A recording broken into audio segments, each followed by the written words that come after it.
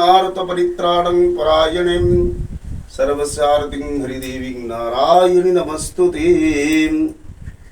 ओम हितु समस्त जगतां त्रिगुणापि दोषैर्न ज्ञायसे हरिहरुदेवीरप्यं पारं सर्वाश्रयाखिलमिदं जगदस्य भूतं मव्याकृता हि परमं प्रकृतिस्समाद्यं तं काली तं चकार तमसगिरिसुतं भैरवी सुंदरी तं दुर्गा चरणमस्तं तमसि च भुवनं त्वामि लक्ष्मी शिवात्वं धूमर्मातंगिरि तमस्यं बगलं मंगलादिस्तवाख्यं क्षन्तव्यो मे पराब्धं प्रकटितवदनें कामरूपे कराळिम्।